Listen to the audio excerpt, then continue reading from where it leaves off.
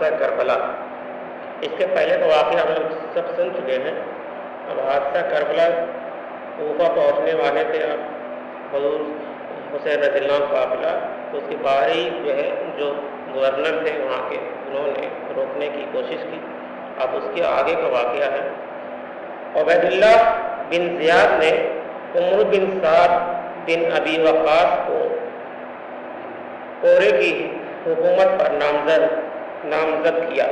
فی الحال 4000 فوج دے کر مامور کیا کہ صحرا میں نکل کر تمام راستوں اور سڑکوں کی نگرانی کراؤ۔ حسین بن علی رضی اللہ عنہ کو کھوج لگاؤ کہ وہ کس طرف سے آ رہے ہیں اور کہاں ہیں، اور 1000 آدمی ہر بن یزید تمہی کے سپرد کر کے اس کو بھی گشت پر مامور کیا۔ عمر بن سعد مقام قادسیہ میں ہو کر ہر سبت کی خبریں منگوانے کا انتظام کرنے لگے۔ حسین رضی اللہ ایک عجیب شخص اور پنج کے عالم میں مقام شراب تک پہنچے۔ اس سے آگے بڑھے تو ہر بن یزید تمیمی ماں اپنی 1000 فوج کے سامنے آیا۔ حسین رضی اللہ عنہ نے آگے بڑھ کر ہر سے کہا کہ میں تمہیں لوگوں کے بلانے سے یہاں آیا ہوں، اگر تم لوگ اپنے عہد و اقرار پر قائم ہو تو میں تمہارے شہر میں داخل ہوں، نہیں تو جس طرف سے آیا ہوں اسی طرح واپس چلا جاؤں گا۔ ہر نے کہا کہ ہم کو عبید اللہ بن زیاد کا حکم ہے کہ آپ کے ساتھ رہیں اور آپ کو اس کے سامنے زیر حراست لے چلیں، یعنی حسین رضی اللہ نے کہا کہ یہ ذلت تو ہرگز دوبارہ نہ ہو سکتی کہ ابن زیاد کے سامنے گرفتار ہو کر جائیں۔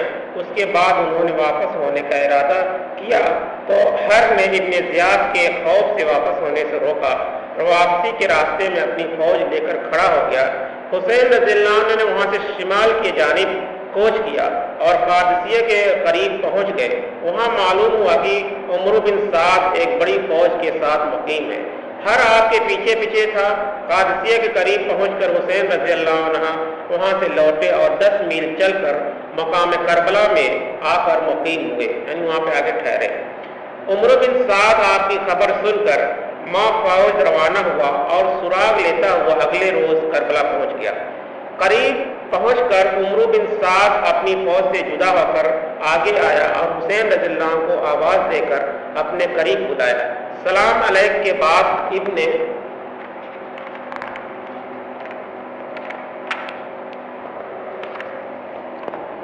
صاحب نے کہا بے شک آپ یزید کے مقابلے میں زیادہ مستحق خلافت ہیں، لیکن اللہ تعالیٰ کو یہ منظور نہیں کہ آپ کے خاندان میں حکومت اور خلافت آئے۔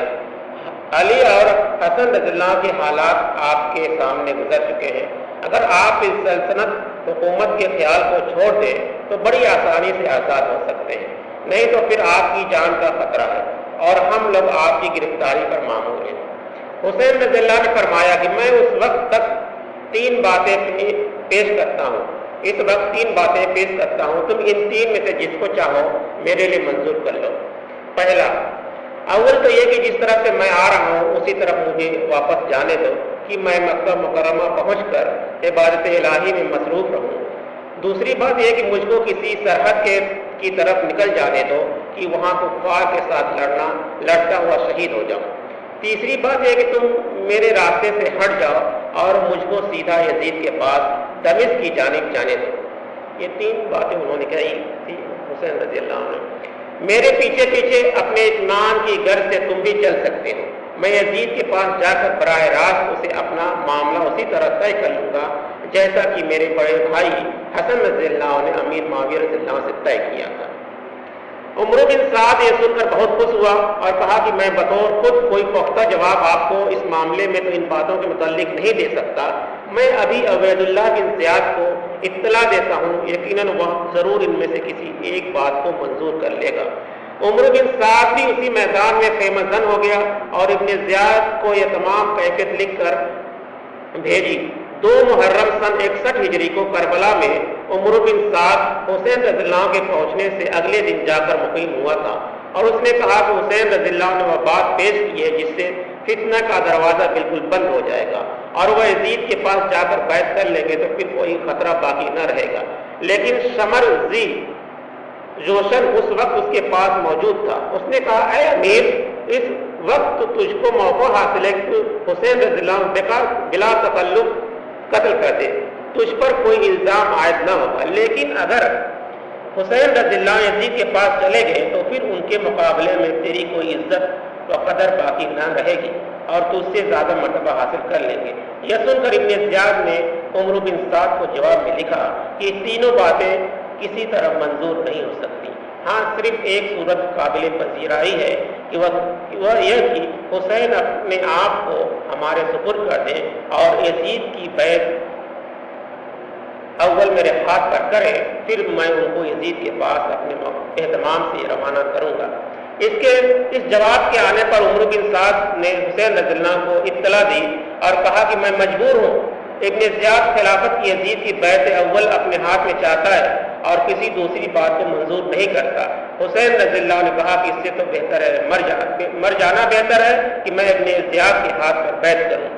ابن سعد اس کوشش میں مصروف تھا کہ کسی طرح قتل و خون نہ ہو. یا تو حسین رضی اللہ ہی ابن زیاد کی شرط کو مان لے یا ابن زیاد حسین رضی اللہ کی منشا کے موافق ان کو جانے کی اجازت دے دے. اس خط و کتابت اور انکار و اصرار میں ایک ہفتہ تک حسین رضی اللہ ابن سعد دونوں اپنے اپنے ساتھیوں کے ساتھ مل کر کربلا کے میدان میں خیمہ زن رہے. حسین رضی اللہ صفوں کو درست کرتے ابن زیاد کے پاس یہ خبر جب پہنچی تو اس کو فکر پیدا ہوا کہ کہیں ابن سعد اور حسین رضی اللہ سازش نہ کر لیں. اس نے فوراً ایک چوبدار جویرہ بن تمیمی کو بلایا اور ابن سعد کے نام ایک خط لکھ کر دیا کہ میں نے تم کو حسین ابن علی رضی اللہ کی گرفتاری پر مامور کیا تھا. تمہارا فرض تھا کہ ان کو گرفتار کر کے میرے پاس لاتے, یا گرفتار نہ کر سکتے تو ان کا سر کاٹ کر لاتے. میں نے تم کو یہ حکم نہیں دیا تھا کہ تم ان کی مصاحبت اختیار کر کے دوستانہ تعلقات بڑھاؤ. اب تمہارے لیے بہتر یہی ہے کہ فوراً بلا تعامل اس خط کو پڑھتے ہی یا تو حسین بن علی رضی اللہ کو میرے پاس لاؤ ورنہ جنگ کر کے ان کا سر کاٹ کر بھیجو. اگر ذرا بھی تعامل تم سے سرزد ہوا تو میں نے اپنے سرہنگ کو یہ جو خط لے کر آ رہا ہے حکم دیا کہ وہ تم کو گرفتار کر کے میرے پاس پہنچائے اور لشکر وہیں ہے مقیم رہ کر دوسرے سردار کا منتظر رہے جس کو میں تمہاری جگہ معمور کر کے بھیجوں گا. جبیرہ یہ خط لے کر جمعرات کے دن 9 محرم الحرام سن 61 ہجری کو ابن سعد کے پاس پہنچا. ابن سعد اس وقت اپنے خیمے میں بیٹھا تھا. خط کو پڑھتے ہی کھڑا ہو گیا اور گھوڑے پر سوار ہو کر لشکر کو تیاری کا حکم دیا. جبیرہ بن بدر سے کہا کہ تم گواہ رہنا کہ میں نے امیر کا حکم پڑھتے ہی اس کی تعمیل کی ہے. اور پھر صفوف جنگ آراستہ کر کے جبیرہ کے ہمراہ لے کر آگے بڑھا. حسین رضی اللہ کے سامنے بلا کر کہا کہ امیر ابن زیاد کا یہ حکم آیا ہے کہ اگر میں نے اس کی تعمیل میں ذرا بھی دیری کروں تو یہ قاصد موجود ہے جس کو حکم دیا گیا ہے کہ فوراً مجھے قید کر لیں. حسین رضی اللہ نے کہا کہ مجھ کو کل تک کے لیے اور سوچنے کی مہلت دو.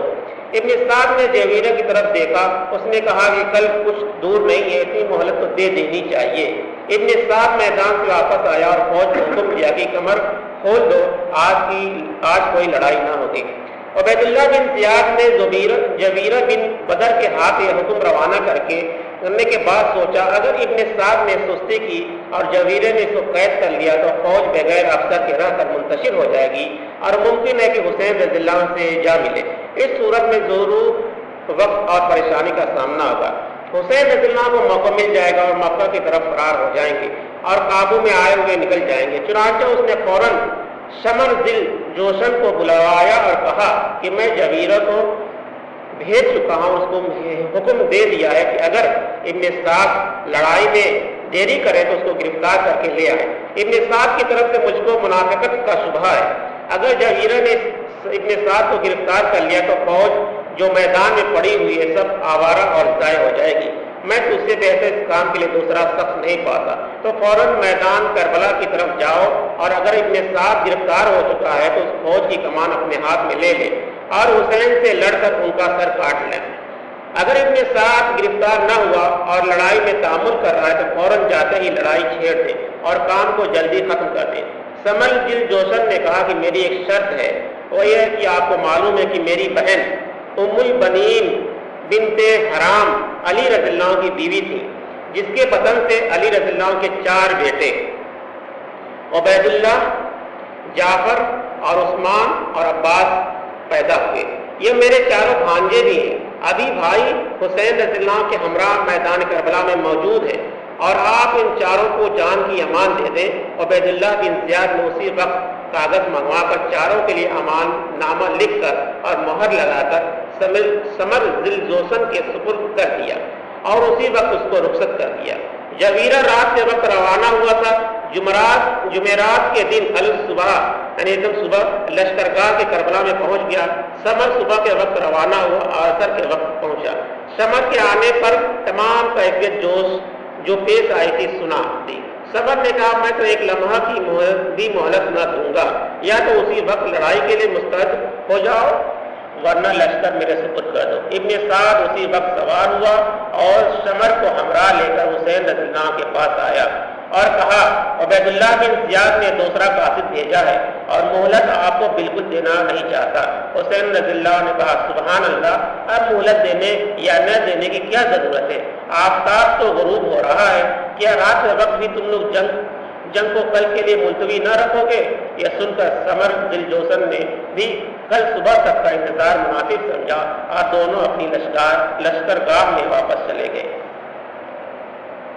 انشاءاللہ اس سے آگے کا واقعہ کل ہوگا۔ اس سے آپ کو نصیحت حاصل کرنی چاہیے۔ اب جو معاملہ ہے اس میں دونوں لوگ کوئی نہیں چاہتا تھا کہ جنگ ہو، اور اس میں کچھ لوگ تھے ابھی اس میں جو تھے قاصد جو تھے یہ حسین رضی اللہ عنہ تو نہیں چاہتے تھے، اس میں قاصد جو مگر جو عبید اللہ بن زیاد تھا پتہ نہیں ہے، مگر میں نے قاصد بھیجا ہے، میں نے مزید کا بھی قاصد آیا، اس میں کوئی بات نہیں، بس اس میں یہی بات ہے کہ یہ معاملہ جو ہے میں یہی بات ہے۔ تو آپ ایک منٹ تو آپ پڑھ لیجیے سبحان اللہ وبحمدہ سبحان اللہ وبحمدہ نشہد ان لا الہ الا اللہ ونستغفرک ونتوب الیک سبحان ربک رب العزۃ عما یصفون وسلام علی المرسلین والحمد للہ رب العالمین۔